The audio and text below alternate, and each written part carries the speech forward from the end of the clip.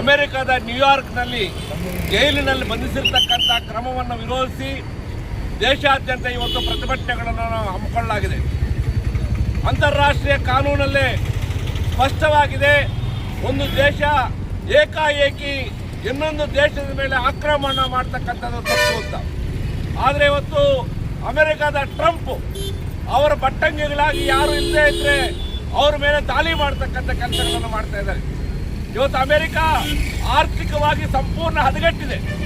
ಆ ಆರ್ಥಿಕ ಪರಿಸ್ಥಿತಿಯನ್ನು ಸುಗಮ ಮಾಡ್ಕೋಬೇಕು ಅಂದರೆ ಕೇವಲ ವೆನಿಜುವೆಲಾ ಮೇಲಿರ್ತಕ್ಕಂಥ ತೈಲ ನಿಕ್ಷೇಪಗಳನ್ನು ವಶ ಮಾಡಿಕೊಳ್ಳಲಿಕ್ಕೆ ಇವತ್ತು ಈ ಕೆಲಸವನ್ನು ಮಾಡಿದೆ.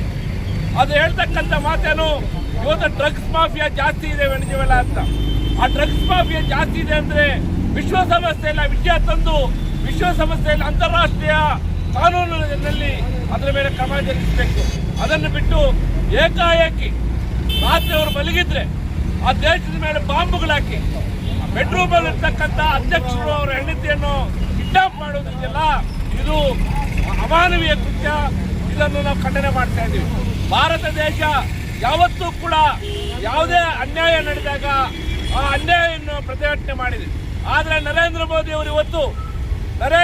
ಇವತ್ತಿಗೂ ಕೂಡ ಇಷ್ಟು ದಿನ ಆದರೂ ಕೂಡ ಇವತ್ತು ಖಂಡನೆ ಮಾಡಿ ಒಂದು ಸ್ಟೇಟ್ಮೆಂಟ್ ಅನ್ನು ಬಿಡುಗಡೆ ಮಾಡಲಿಲ್ಲ.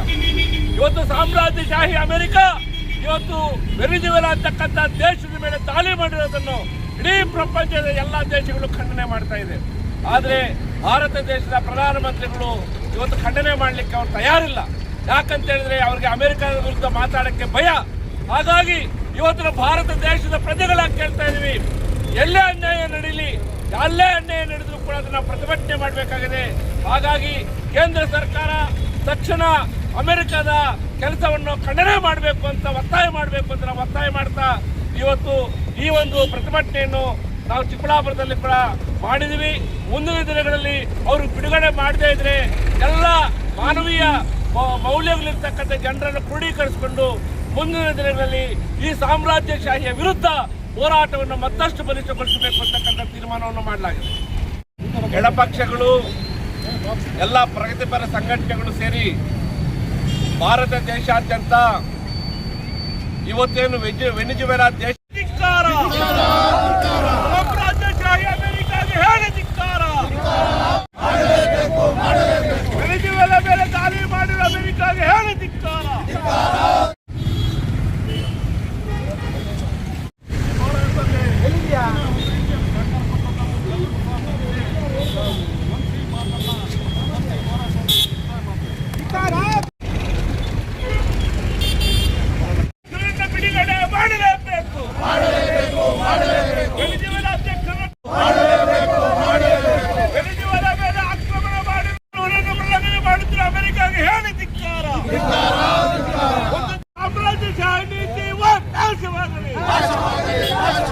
ಎಲ್ಲ ಜನಪರ ಜನತೆ ಒಂದಾಗಿ ವೆನಿಜುವೆಲಾ ಅಧ್ಯಕ್ಷರನ್ನು ಬಿಡುಗಡೆ